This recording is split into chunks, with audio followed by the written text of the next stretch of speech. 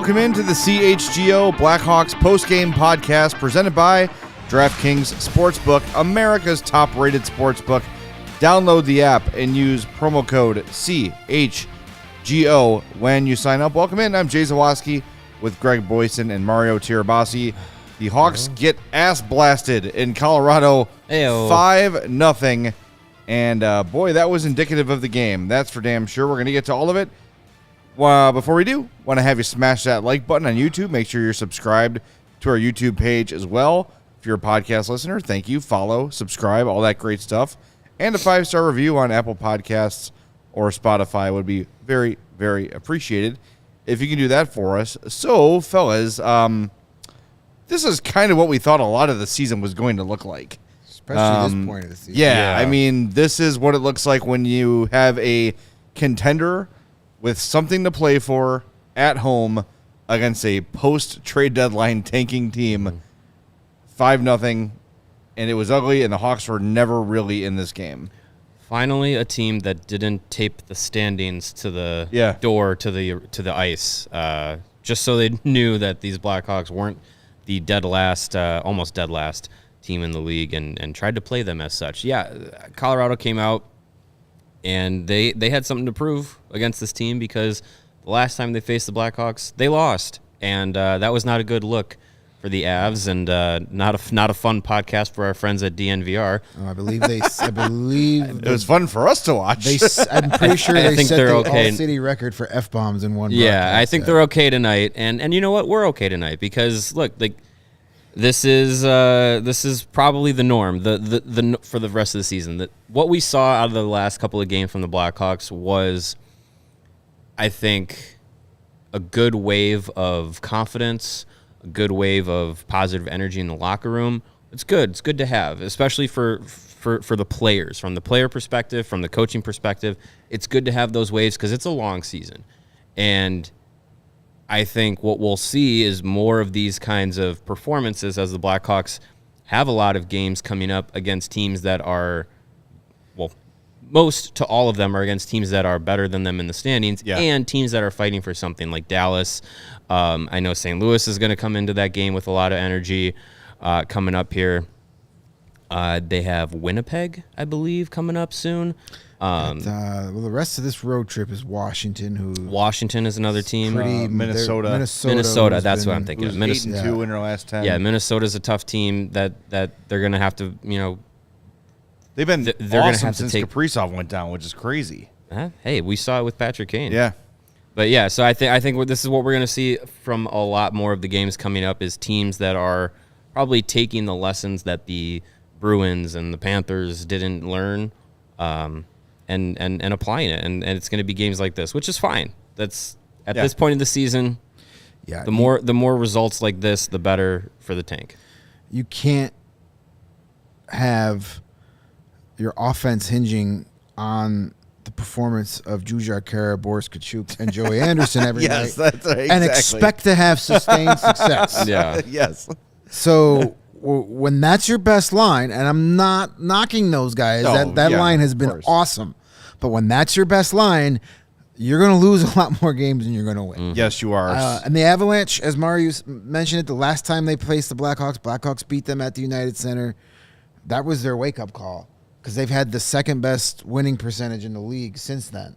Yeah. Only the Bruins have a slightly better, and they weren't going to make that mistake twice. I guarantee you, Jared Bednard was showing them video of that game today, and Jack Johnson was like, "Yeah, I remember when we scored on you right there."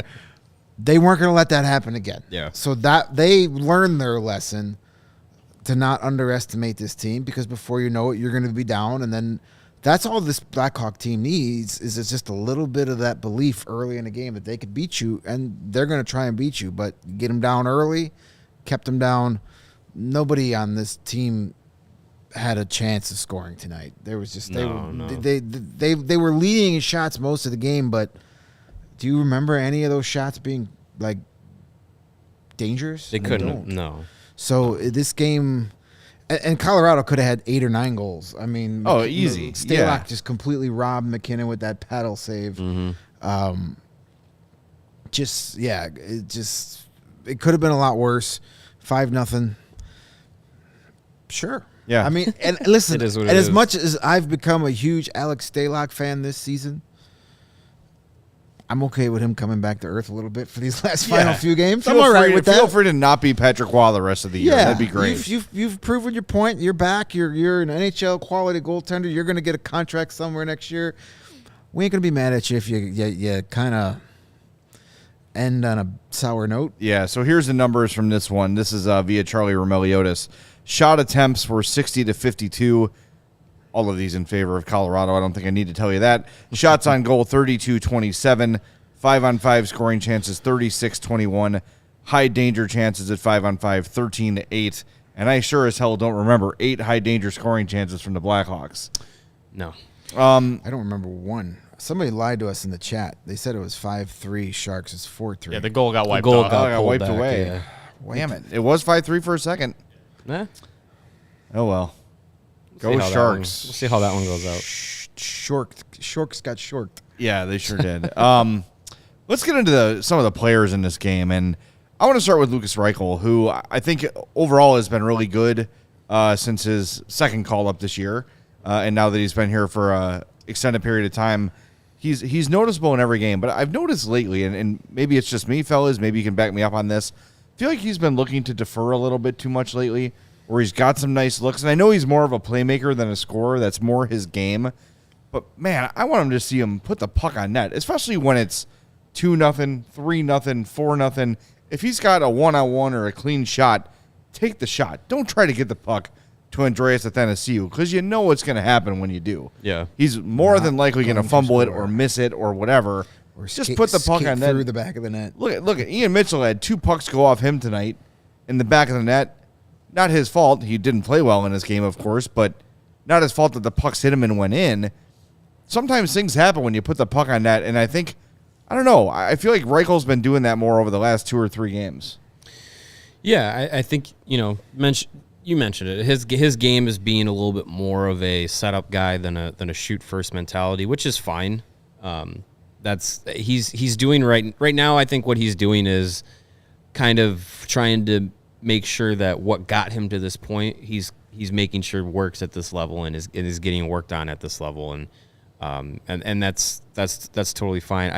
I agree though. I would like to see him take a little bit more of the initiative, because look, like, basically this is his team while he's on the roster. There's really no one else that you can really say besides, I guess, Seth Jones, based off of just seniority. But there's really no one else that you can say has the opportunity to really take hold of this team currently and into next season. It really seems like it's going to be the Lucas Reichel show, at least for the next year and a half at least. So yeah, go out there and be a little bit more assertive, be a little bit more aggressive. You see, like you said, he's playing fine, but a little bit more aggression with the puck would be great. But it's definitely nothing that is like, to the level that we were with Max Domi at times this season. Yeah. It doesn't seem like it's that egregious. The one thing I liked about Reichel tonight was his neutral zone play has been really strong. Like, he's got that confidence. He gets through that neutral zone quickly. It's been helping the Hawks get the puck in the zone, which is something they've struggled with a lot this year. But just watching him go through the neutral zone, especially against a team like the Avalanche, he was the only guy on that team tonight. That line pretty much was the only line that could match the Avalanche speed. Yeah. Because otherwise, the Avalanche would just Even at that, like, yeah, that was if they were out there against the third or fourth line. Right, yeah. But I mean, dudes were getting their doors blown off tonight all over the ice. The Avs would just take the puck wide and just right down the ice. But Reichel was able to get through the neutral zone quickly a lot tonight, and those are the type of things that I'm more excited to see, because I know the points and the goals will come eventually. Yeah. But it's that him becoming that more of a complete player. That's Definitely more exciting to me than him scoring a goal. Well, and they highlighted a moment too I think it was in the first period, where he had the puck along the boards, lost it, and then fought and got it right back. I think it was from Nathan McKinnon. Just stole the puck right back and then went back in the offensive zone and controlled the puck for a while. So still putting on weight, still developing that NHL body. But when he does lose a battle, first of all, it's not happening as often as it had been. in his first few call-ups, and now he's got the strength and the awareness to go back and get it. And I think the message from the coaching staff is really starting to get through to Lukas Reichel that, look, if you want to come here and be successful, you're not just going to float at the blue line and wait for a pass and be an offense-only kind of guy. You're just not. This team isn't good enough for you to do that. You haven't proven yourself enough as a player to do that. So you're going to have to play the entire length of the ice, and he's really taken to it. I think he really has. I'm not worried about anything, but I wanted to point out it just seems like over the last few games he's been a little more hesitant to shoot. Just a small observation. You mentioned Seth Jones, and that's a guy who recently had been playing his best hockey of the season for the last 15, 20 games or so. Yeah. Interesting, over the last 4 games, his ice time's been going down a little bit. Only 20.56 in this game. 23.39 against Arizona, 24.33 against Nashville, 24.11 against Boston. When you look at the games around that, 27.26, 28.09, 27.24. I don't want to read too much into it, but he hasn't quite been the same guy he had been in the games prior. I don't know if he's dealing with something, if something's sore, something's bothering him, but you're seeing the ice time go down, you're seeing the production go down. It could just be fatigue, which would be completely understandable from Seth Jones' point of view. Or maybe they're just saying, all right, season's done here. Let's ramp down. There's no point in playing a guy at 27 minutes, but just something to keep an eye on as the season wraps up here. Yeah. I mean, it could be more workload management. Yeah. But it could also be, I would think it's probably a little bit more of Luke Richardson, probably given Tenorti and Murphy and Zaitsev and Mitchell some more ice time just to kind of get them maybe some more reps towards the end of the season, rather than doing anything to demote Seth Jones a little bit. Of course. Yeah. So I think it's probably just a little bit more of an evening out of minutes rather than just running him into the ground for 82 games. That's how I would see it. Yeah. I think that's probably valid. I don't he doesn't look slow, he doesn't look timid or anything. No. But when you see a guy go from, usually 25, 27 minutes to 20, so alarm bells can go off, especially when the play hasn't been as strong.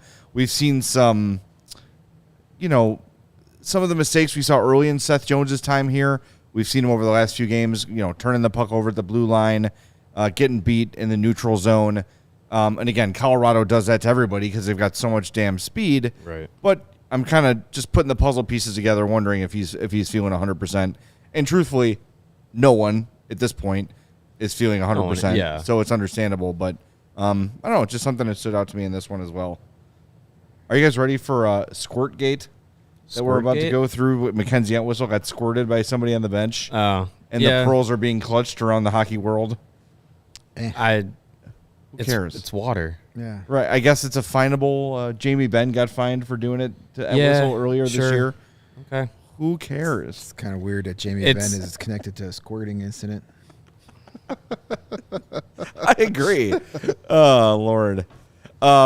Yeah, I don't know. It's that happened late in the game. So Mike Hardman took a 708th hard hit of the night at the end of the third. Mackenzie Entwistle was trying to fight Cogliano, and he wouldn't go. You said that. And then Entwistle was trying to fight with anybody who was in his way, and then as he went past the Avs bench, somebody squirted him. So now it's being Zaprudered. Troy Murray was like, "That's a finable offense." I'm like, who knew Troy would be such a narc? Yeah, last season. Jamie Benn got fined $5,000. Why? It's the same fine. Is it a COVID? Maybe it's a COVID thing. No, I don't. I think it's because it's something coming from the bench onto the playing surface. Puck. Well, if you're gonna get fined, you might as well throw your stick. If you're gonna get fined for $5,000, you might as well brain a guy and take him out for the rest of his career. You're gonna get the same fine either way. Get your money's worth, man. Jesus. Yeah, it's whatever. Dumb. You could do that, but you can elbow a guy right to the skull. Right, exactly. Get a minor penalty, but nope, can't squirt water from the bench. And can't get water on the ice. That's dangerous. It'll make it slippery. Make it slippery. But and Whistles has been through so much with everything that's happened, and that's why he's sad. so scrappy. As Mario and I were talking about at the fridge before. Never fight a guy who's lost his family. Yeah. Dude. There it is. He had to fight for every bowl of gruel at the orphanage as a kid, so I wouldn't mess with him. All right, so fellas, the Hawks win, so our buddy No Roids has to be on one about something. What? He's very upset that Hunter McCown, who we heard of today for the first time, I can't believe we didn't sign the guy I just heard of. was signed by the Columbus Blue Jackets. They can't offer anything. When you sign these deals, you can only offer them the standard contract. You can't. They're all the same. Can't It's a 3-year, $975 per year, $925. You can't give these guys anything besides the standard minimum contract. So it's basically the kid gets to decide where he wants to play. So he probably figured either he's got some. I don't know who he is. I'm not. I've heard the name. I'm not going to try and pretend. How do they not I'm a Hunter sign McCown. Hunter McCown. Is he I'm furious about this. Is he related to Josh McCown? Could be. I mean, I've heard the name. I know he's been a good college player, but it's like, okay, he didn't come to Chicago. Oh no! Like, not every college free agent is going to be Cole Gutman, and they're not. Who I feel bad for is Scott Powers, who did this deep dive on Hunter McCown today. 4 hours later, talked to all the coaches and the scouts, and did video work and everything. And the article lasts 6 hours before McCown. At least he didn't have to go to Russia to write this. Yeah, before he signs with Columbus. Yeah, that's just nobody. You can't offer him any other. So he didn't get more money to go to Columbus. He obviously just looked at the situations and said, you know what? That's the best situation for me to go and be an NHL player in. He might play with Connor Bedard next year. He might. Maybe. Who knows? Shut your mouth. Here's a quote from Luke Richardson via Ben Pope. He said, their strength and speed pushed us back. That's true. Mm-hmm. We had some chances, not quite as many high-quality chances as they did, but unfortunately we couldn't get that one to keep us into the game. I don't know what that might be. Get that one chance to keep get us that in the one game. to keep us in the game, that one goal. Yeah. There you go. Their power play goal in the third really took the life out of our team. So, yeah, I mean, it's a mismatch. It doesn't sound like Luke is very mad about it. It's like Stanley Cup favorites or lottery tank team. Yeah, exactly. It's what we've expected in most nights the Hawks have played a really good team. So, I don't know. There's nothing to be upset about except, of course, Hunter McCown, which I am outraged. I am livid that this player I heard of today for the first time is not a Blackhawk and did not choose it. I got to cancel my pre-order at the Hawks quarters for my McNown jersey. Yeah. Yeah. I mean, just think of all the college free agents that have signed. Yeah, Lebowski5 says, remember Drew LeBlanc, the Hobie Baker winner that did literally nothing in his NHL career. Well, this year's Hobie Baker winner is going to have a pretty good NHL career, no matter who it is. There's some good players. Yeah. Hobie Baker has gone up in status the last few years as more and more, as the NCAA gets more and more star draftees. More star talent is going the college route. Yeah, Drew LeBlanc. Remember Jimmy Vesey when that was everybody wanted Jimmy Vesey. Couldn't live without him. And apparently 11 other teams could because he's played on half the teams already in his career. Yep. Yeah, I don't know. Whatever. Hunter McCown. It was a fun dream while it lasted. That whole 5 hours. The 30 minutes that I knew who he was exhilarating. It was the friends we made along the way that mattered. It really was. It really was great. How many home games do you have left, fellas? 5? 5? So you're running out of chances to see the Hawks at the United Center. You are. When they return from the road trip on Sunday against the Canucks, it will be Pride Night. Ew. It is a 5 p.m. puck drop, and if you want to get in, you know how to do it. Go to Game Time. They are the hottest ticketing site, and they make it easier than ever to score the best deals on tickets to sports, concerts, and shows. 6 more games. Thank you. Have you ever dreamt of sitting in a seat you never thought you could?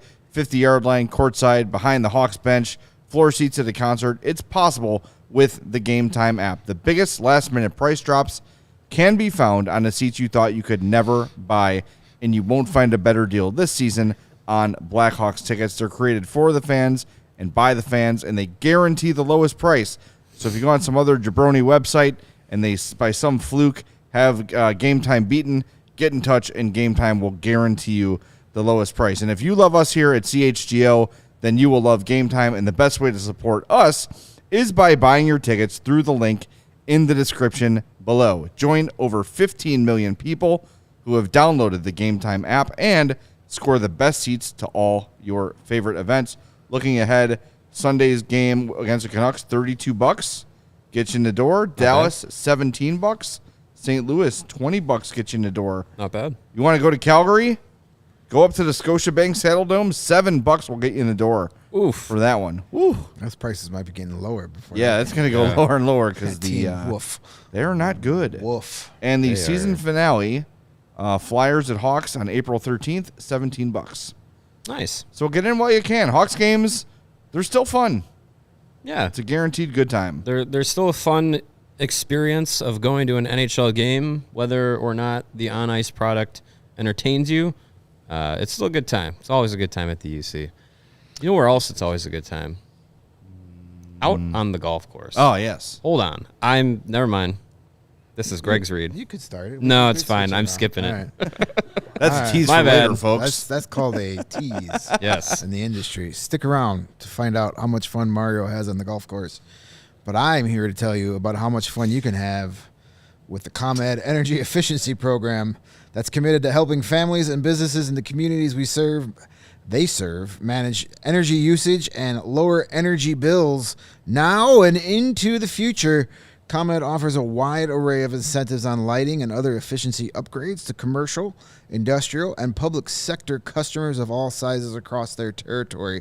Customers can inquire about how to upgrade outdated lighting to energy and money-saving efficient LED lights. Learn more about network lighting to operate your lights through your mobile device and track your facility's energy usage, and so much more. Incentives have recently increased for indoor-outdoor lighting and network lighting controls, making these projects even more cost-effective than before. So visit ComEd.com/poweringbiz, B-I-Z, now to start saving money and energy. To start a project, contact ComEd at 1-855-433-2700. Not now, nobody's there, but during normal business hours. For more information, email businessee@comed.com or publicsectoree@comed.com, and they will hook you up with some ways to save money and energy, which is nice. Good things to do. So we talked about Seth Jones's ice time being 20 minutes, 56 seconds. You guys want to take a stab at who led the Hawks in ice time today? Connor Murphy. Nope. Nikita Zaitsev. Caleb Jones. 22, 53, 28 shifts. He had 3 shots on goal in this one, and another shot attempt and 4 hits. Nice. Good game for him. It's interesting. I'm kind of interested to see how Luke's going to manage the end of the season here with these veterans and these young players. And I don't think we can go any longer without really talking about Ian Mitchell. This experiment's over. I've seen enough. It's nothing against the kid. I think this could be one of those classic change of scenery situations where maybe he goes and some other team finds a way to get him back on the right path, or maybe he's just one of those lifetime Adam Clendenning, that's where I think he's at. AHL type players that has really good long AHL career, gets called up every now and again, but boy, I just have not seen the growth in his game that I had hoped we would see this year. There is no shame in being a career 7th defenseman. Sure, that's what I think he is, and I think the Blackhawks have too many defensive prospects with probably higher upsides than Ian Mitchell has probably has now at this point in his career now, even though it's still very, very early. But it just seems like he's starting to reach his ceiling early in his career, which is not a great thing. He reached his ceiling like 12 games into his pro career. That was about as best as it got for him. Yeah, just about. So, yeah, I don't see him coming back, knowing where the pipeline is with the defenseman in the organization. So, I know there's going to be upheaval about him starting over Wyatt Kaiser tonight. I definitely think that there's nothing wrong with Kaiser sitting after making his NHL debut. He didn't do anything to say, like, he has to be in the lineup, but he also didn't do anything that was benchable. So I think it's more or less, and we definitely have the leeway to give Richardson the benefit of the doubt to say, like, he knows the right buttons to push with these guys more often than not. So I think it's, he comes in right after his college season ends at the very back end of the season, joins the team on a road trip, gets his first game, take a night off, observe, you had the experience. You played your first NHL game, didn't do anything egregiously bad, come back, take a night off, take in another NHL game from the press box. I'm sure he'll be in the lineup for the next game, and go from there. We went through the same thing this time last year with Alex Stalock. He came in, made his NHL debut. I'm pretty certain was scratched the next night, and then played the last 14 games of the year and was objectively fine. Yep. So if Kaiser does the same thing, no problem with that. Yeah, I just hope it's not one of these every other game things. Kaiser, then Mitchell, then Kaiser, then Mitchell. Right. I'm done with Ian Mitchell. I think part of the reason we keep seeing him out there is so at the end of the year when they say, nope, we're not going to give him a qualifying offer, nobody can be upset about it. Nobody can be like, oh, my God, I can't believe we're giving up on Ian Mitchell. And he still might be a serviceable NHL defenseman for somewhere else. There's just too many good young defensemen coming through the pipeline right now that it's time to move on when this season is over. Yeah. And we've seen it. We've seen it all year. There has not been any major progression. No games where you're like, oh, he's finally getting it.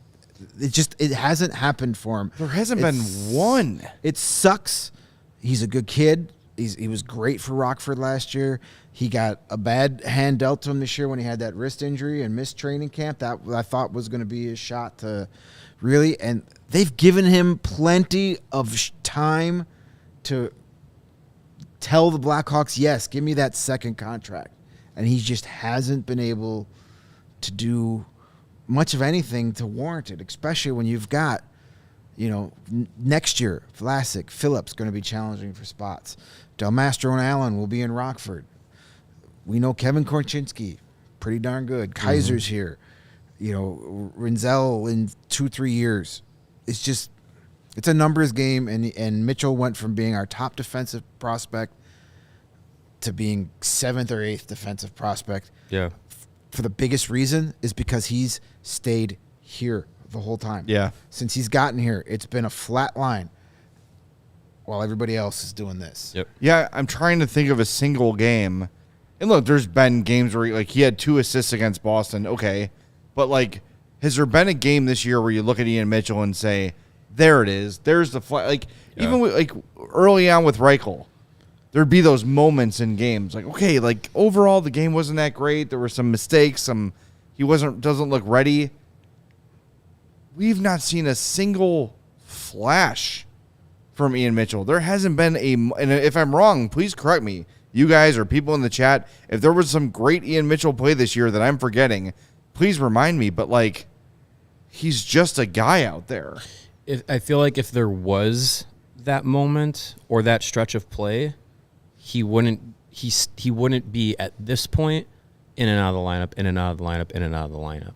I think if there was that point where it was like, hey, that flash is there, let's capitalize on it, I think Richardson would be sticking with him, and he's not. So I think, I think to the point that we're at, it's been fun, but I think it's time for a new opportunity for him elsewhere in the league. And look, there have been times where that has really benefited a player like Kirby Dach, and there's been times where, it's just the Blackhawks didn't see something and nothing was there, like a guy with, I don't want to say nothing was there, but like a guy with Adam Bohlquist.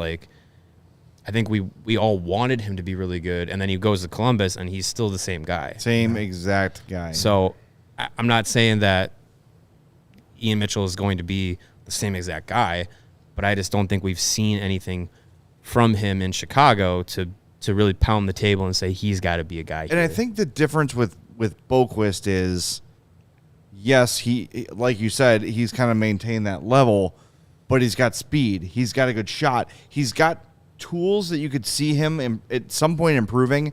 I don't know what it is that Ian Mitchell does well. And I don't mean that as this guy totally sucks. I just mean like an above average. Like, what is skill his level. ability that's going to put him over anybody else? He's not big. He's not fast. He doesn't have a great overpowering shot. He's not a great passer. He doesn't have great vision. So what is it that he does? He's average at everything, which gave him a really solid college career and will give him a solid AHL career for as long as he wants to have one. But what's going to be the thing that gets him over the hump in the NHL? I think there's still some hope for Boqvist because of the skill, because of the speed, because of the hands, because of the passing. He's got a heavier shot than he gets credit for. Yeah. That can all sort of come together and grow. That's also a guy who's battled injuries his entire career. So that's held him back a little bit. Mm-hmm. With Mitchell, I just don't see what's going to be the thing in his game that gets him out of it. And if they want to play him the rest of the season, cool. I know what you're saying, Greg. Like, you don't want people to be mad. I think at this point that wouldn't happen. I also think that Kyle Davidson does not give a shit what anyone thinks. I think he's proven that. Right. He's not worried about popular opinion because he knows that if the plan goes the way he thinks it's going to go, then people are going to love him in a few years. And I think for a guy who in the last calendar year has traded Alex DeBrincat, Kirby Dach, and Patrick Kane, his rating in the city is still pretty high, which says something for what he's doing. Mm-hmm. Yeah. A couple things from the chat. Yeah. The AHL, people are asking when are they going to send the guys back to the Ice Hogs. AHL season ends after the NHL season. Blackhawks last game is April 13th, which is a Thursday. The Ice Hogs play all the way to that following Sunday, the 16th. So they'll be here probably through that last game and then go to Rockford for that last weekend. Maybe you make a couple of swap outs for that last game or two, give some of those Ice guys that have been solid in Rockford an NHL game as a kind of, hey, thanks for being a good trooper. Maybe you bring David Gust back up for that. Has he had a home game? I don't think did he have a home game? Yeah, he had a home game. Maybe you bring him back up for that last game against the Flyers and you send Reichel down, so he can get ready for the playoffs. But it will happen. And then Alexandra had a good question here. Do you think it's bad evaluating from he who shall not be named, thanks for using the correct terminology, or just a lack of progression from Mitchell himself? I think it's more the second than the first because at the time Mitchell was added to the Blackhawks prospect pool. He was the best defensive prospect. Yeah, 2017.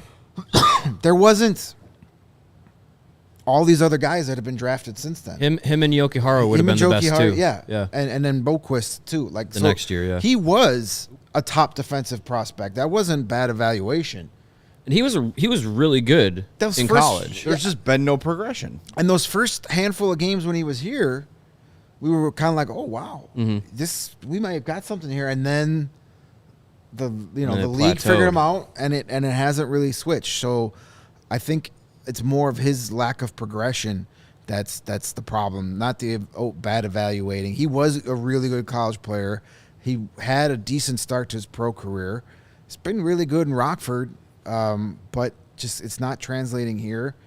And just so many other guys have been added to the pool that are better, have higher ceilings. Yeah. And he's just getting passed up. And it's not necessarily a bad thing to have one of your top defensive prospect from 4 years ago not be the top defensive prospect anymore because you've added so much at the position. So if he was still like when you look at the Blackhawks prospect depth chart, Ian Mitchell's at the top. Like if that was still the case, we'd be in a bad spot. Yeah, Nicholas Beaudin, I forgot about him. Lebowski 5. Yeah. That's a case of over-evaluating. That was a bad draft. That is a classic he who shall not be named draft. He took him, I would have preferred not taking two of the exact same type of defenseman in the first round that year. No. But he too never took the next step. Like he always was just like you drafted him, he got to the pro game, and he never took that next step to like, oh, this is what he can do at the NHL. Never was there. He was a healthy scratch in the playoffs last year. In the AHL, yes. And that goes to show a lot That was over-evaluated. That was not a good pick. Even at the time, everybody was kind of like, eh. That was a typical he who should not be named overreach. I'm going to get a guy 2 rounds earlier than I could probably get him just to prove how smart I am. He did that with Nolan Allen, who's turning out to be a pretty good player and maybe worth that first-round pick, but you could have probably got him in the second, maybe even third round that year when you didn't necessarily need that guy. But yeah, that was one of those picks where they picked Allen and all the analysts kind of like looked down at their notes like, wait, what? Well, yeah, they picked him. They picked round. him in the. That was the Columbus pick, the 30 that came in. That was pick, right? They. So the Columbus, yeah, because we gave up Boquist, that was the I got Jones, and then they took Allen, and it was like I remember looking and I'm going, okay, I know I've heard this name, but he was like. He was like a third round. He was in the 60s projection. on like the overall board, and they took him 32nd overall, which was like, what are we doing here? But he's been, he's probably gonna be in a pro next year. He's a guy that's took a step up. Yeah, absolutely for sure. But yeah, I guess and yeah, he who shall not be named last draft class is looking like it might be his best. Yeah. There's some good stuff there. So we'll see. Again, it's not Nolan Allen's fault that he was drafted 30 picks sooner than should have been. Just like it wasn't Kirby Doc's fault he was drafted 3rd overall. Right. Yeah. But yeah, it's time to move on from Ian Mitchell. We'll see him a few more times before this season is over, I'm sure. But just somebody in the chat asked earlier about bringing him back next year. Whose spot is he going to? It might have been Lebowski. Whose spot is he going to take? What's the harm? Well, you got Isaac Phillips. You got Alec Vlasic. I'd rather let those guys get some time at the NHL. Alec Regula. Yeah, I think the concept of this guy is bad, so let's play him anyway. They can't operate that way. No, I'd rather have a guy that actually has a chance to be something in 2 years, be bad. Exactly. Yeah, there's only so many spots you want to give to guys like that. Yeah. Like next year, likely Zaitsev is in the lineup. Right. Just because he's here. You're not going to buy him out. You're not going to trade him again. So you got one there. Can't think of really anybody in the forwards group. But, like, you can't have a roster of just, we're just going to take crap contracts for bad players and just have a team of, guys off the scrap heap. Like, that was for this year. Next year is when you start to look at, like, people always say, like, who have the Blackhawks developed?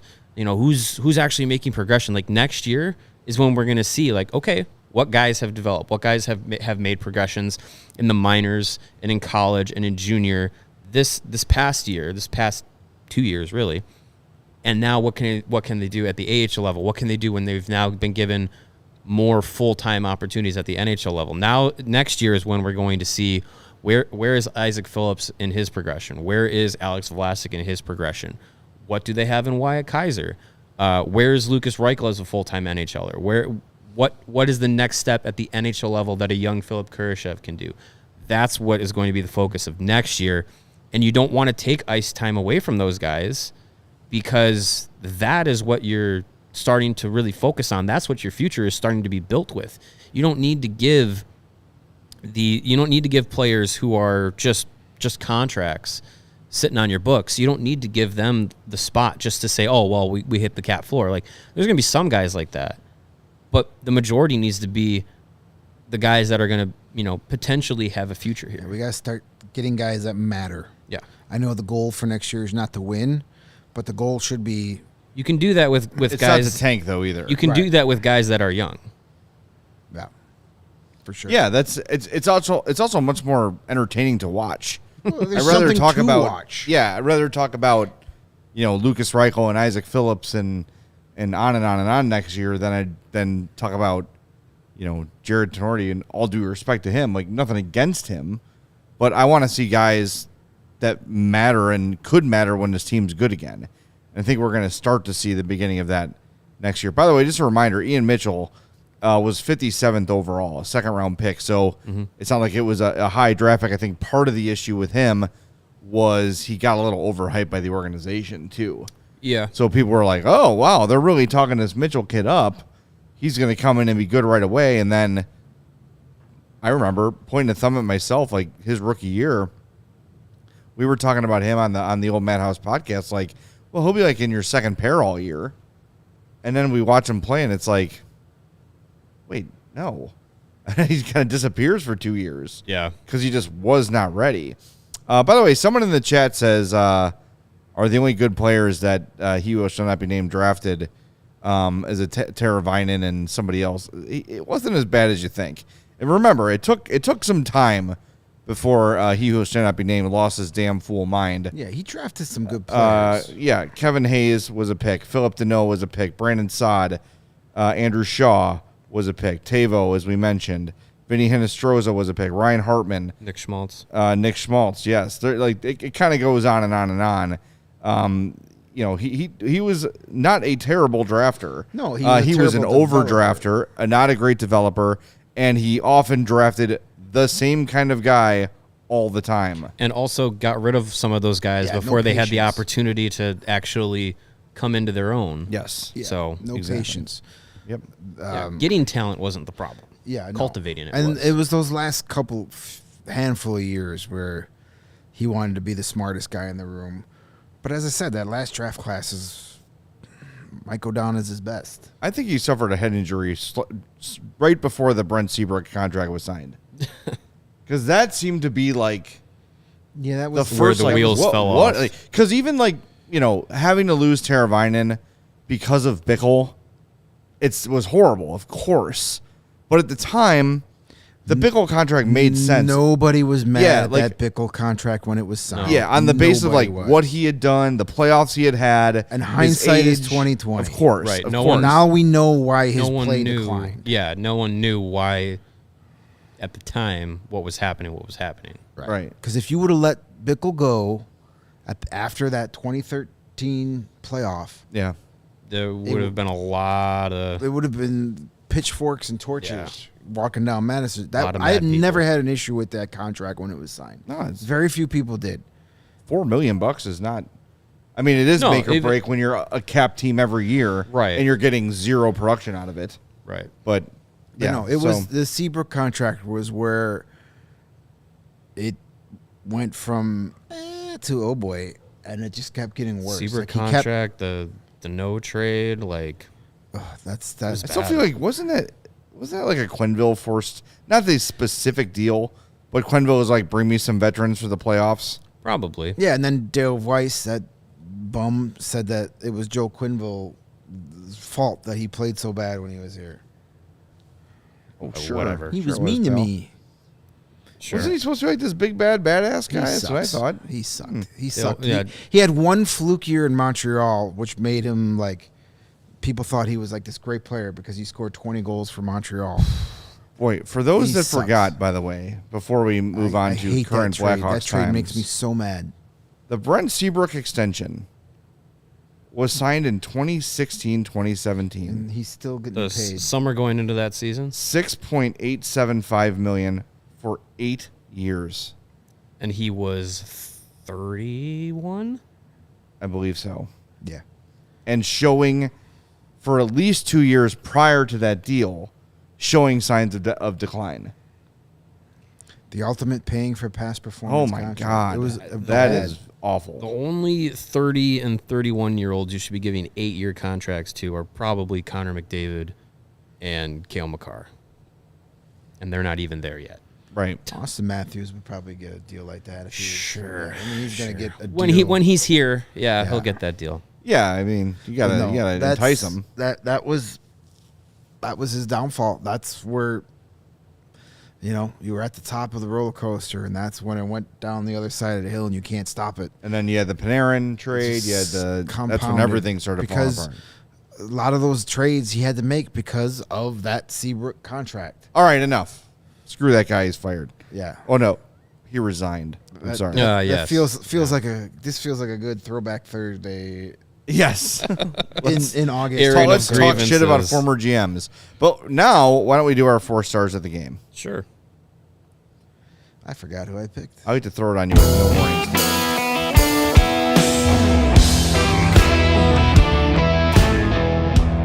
The number 3 star of the game, for the Colorado Avalanche was Curtis McDermott. He had a goal, +1, 15:29 of ice time, 1 shot, 3 more shot attempts, and 4 hits. Good game for him.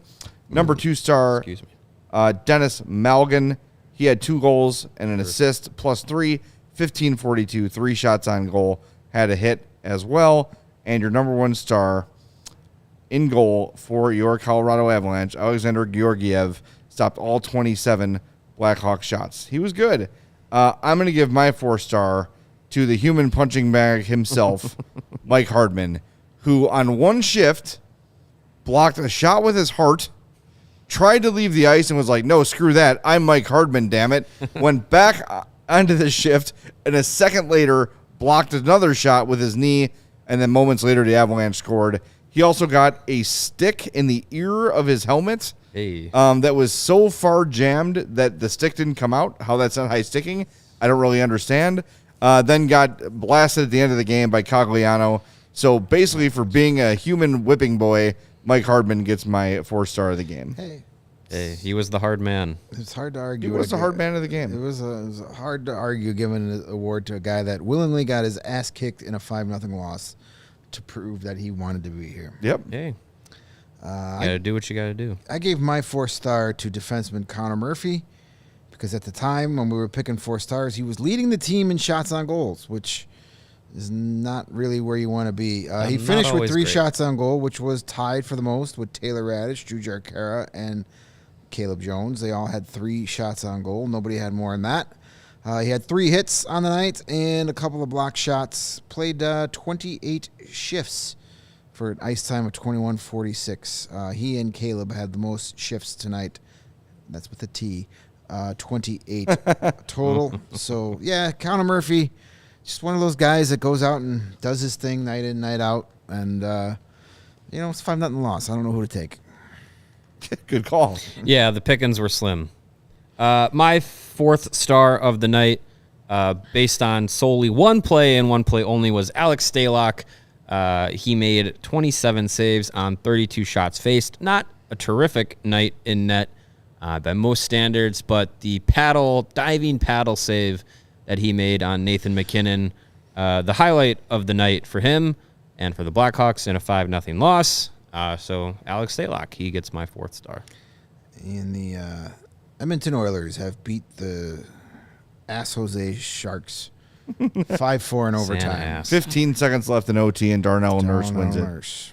Hey, that's good for my fantasy team. The lesser of the nurses. Thanks, Darnell. The lesser of the hockey nurses, Darnell. Yes. All right, we've got our tank stuff who his coming uncle up. Is, right? Huh? You know who Darnell Nurse's uncle is?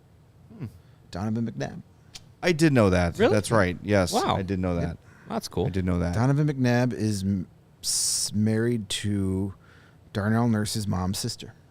There you go. Interesting. Yep.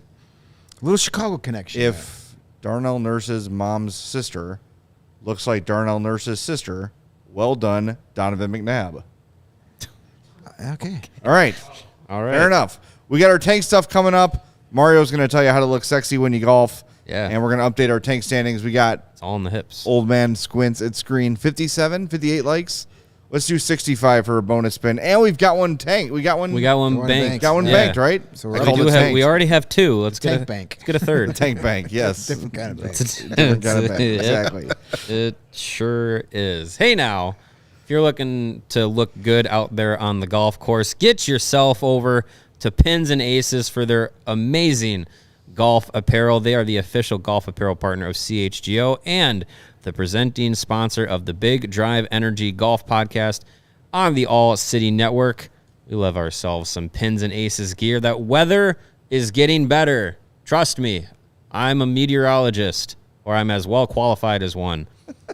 The weather is getting better, and the golf courses will open soon. So you want to make sure that you are stocked up on Pins and Aces gear so that you can look great anytime you hit the links. They make amazing polos, hats, golf bags that can be customized to your liking.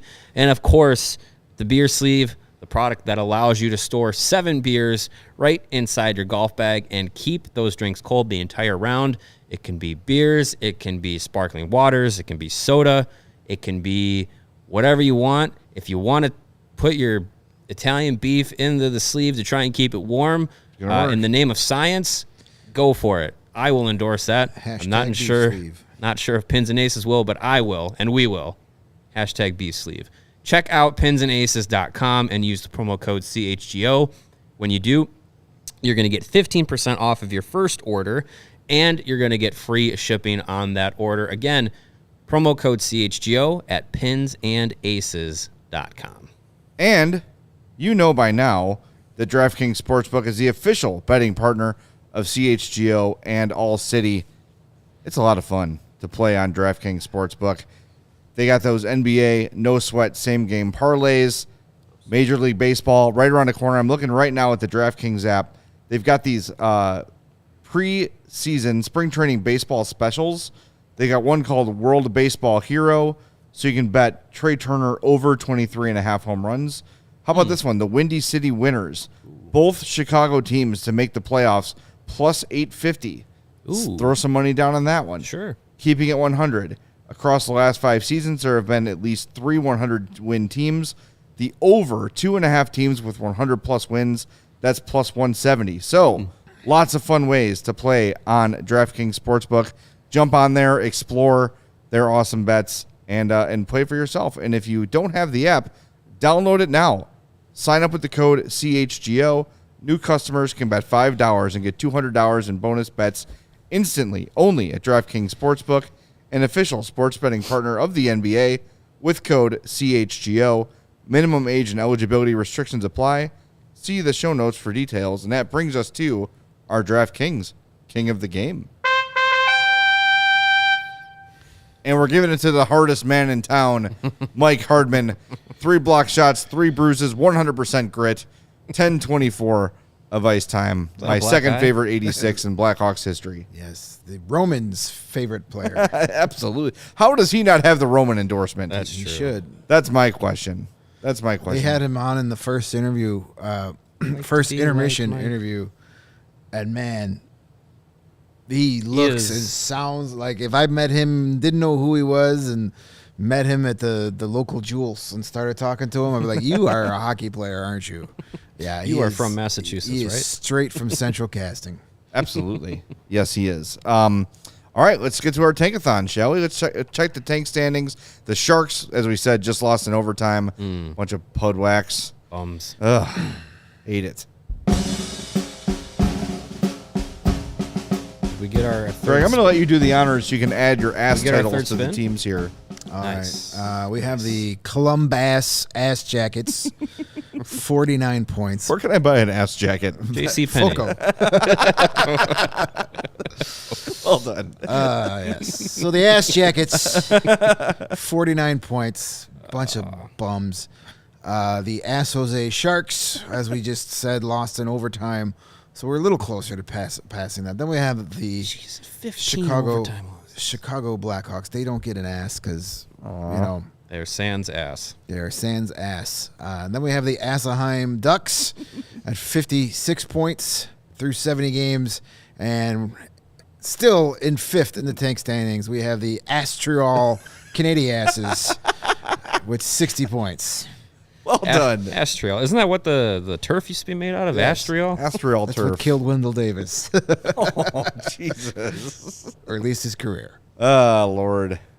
Yeah, you know what, though? It's messed up. AstroTurf is actually killing a lot of people. I saw that. Like, people are getting cancer from it and stuff. Yeah, oh my God. Yeah. Stuff from the 80s are coming back to kill Who us knew? all. Cocaine and AstroTurf. Wild stuff. All right, who are we using? Are we using We're with Tank-a-thon again? Yeah, it worked for us last time. So I saw figured Mark we'd go right Lazarus back to say it. today that he spun it 36 times before the Hawks won. Well, good thing he's not in charge of the Yeah, Tank-a-thon screw that. We're not spins. letting Mark Lazarus near the. He cannot cover the draft lottery. Do we hit our goal? We hit our goal. Yeah, All so right. we we got got 3 it. spins right 3 now. spins. All If we right. get Hopefully it's if we only get to one. 70, we get a 4th spin, right? Yeah, sure. Every 5? All right, do let's it. see. We just need one, right? Just need one. Just need the one. Anaheim. Anaheim. Down to 4th. Yeah, Hawks get 4th and now. Nope, that's no That's good. no good. It's no Gouda. Next. There it is. All right. Woo! Yeah, we're Nice. better at this than you, Les. 2 spins. 2 spins. 2. That means All we got 2 in the bank now. Beautiful. Yes. Yeah, because we got to 70. That's how you end a show. 2 in the Awesome. bank. We, What, might, we might be question- under an hour. Do we need to stretch time? We had a question in the chat. Do we need to stretch? The game was very, very, very, very bad. Questions in the chat here regarding the draft. If someone said if the Blackhawks land at 3rd, this is from Steven Sikirafa. Skirafa. If you don't end up with Bedard or Fantilli, do you look to move down a few spots to collect more draft capital, or stay at 3, or let's say 4? I think if it's 3, you go Leo Carlsson. I think the first 3 picks, in my opinion, should be locked in. Bedard, Fantilli, Carlsson. Draft opens up at 4. If I get 3, I'm trading up for 2. With what? With all the shit you've accrued over the last 2 years. You give 3 and the Tampa pick to get Fantilli. But I don't think the team in 2. I really don't think the team. I don't think the Jose team that takes that lasts. trade. I don't think the team that lands 1 or 2 is trading back. I think Fantilli is negotiable, depending on who gets it. I don't know. Sounds like a good topic for the summer, Sure. which is coming soon for us and not the rest of the league. Yeah. Well, we got Interesting pins and question. aces. I think my question still stands. Would you trade the opportunity for 1 to guarantee you 2? Sure. Yep. I think so. People are coming around on that. I don't know. If you're saying a 100% chance at number 2, You're guaranteed. you're giving 2. up 11.5% chance at number 1 right now. I would rather walk away with Adam Fantilli than nothing. Right. That's my stance. Yeah, but Leo Carlsson isn't nothing. But I get what you're saying. Yeah. I still, I don't. And Nathan, no, I am not cheering for New York in the playoffs. What? I would rather staple my nuts to some drywall than cheer for a New York team. in the Again, we playoffs. talked to you about that last Well, week, Craig. You know, I've got some tolerance built up, so it's not that bad. All right. Just rub some Roman on it. Yeah, rub some Roman. It'll fix it right That's up. what she said. We're going to wrap things up. Thanks to Steven for running the show. Thanks, everybody, for being with us after a real clunker of a game. This is where the loyalty of our audience is tested. You guys are the greatest. This is the lowest live chat we've had in a long time. I'm not surprised. Yeah, no, it's the Hawks earned it. That's for damn sure. Do we want to update our poll? Oh, yeah. Yes. Oh, yeah. 'Cause I never promoted it in the first place. Yeah, so. well, Speaking of Roman. I thought it was pretty interesting this time. So Okay. the question was, what would have been more surprising at the start of the season? Blackhawks not in last or Avalanche not in first? Fitty. 50-50. Wow. Wow. Do we got to break the 3 of us break the tie? I already voted. I'm going to say Avalanche is more surprising to me. I would be more surprised. I'm actually more surprised that the Blackhawks aren't in last because the Avalanche, you have that Stanley Cup run, you have that Stanley Cup hangover. I mean, this season in what's actually happened is they've just been riddled with injuries. But I think at the beginning of the season, if you would have said, "Hey, they're not in first place at the trade deadline," I've been like, "Yeah, maybe they got off to a slow start. Maybe they're trying to get back into things." But yeah, Blackhawks not being last, I fully expected it to be. I didn't think there was going to be a worse team than the Blackhawks this year. I voted the Columbus Hawks, too. proved me wrong. Yeah, I just didn't think the West is shit.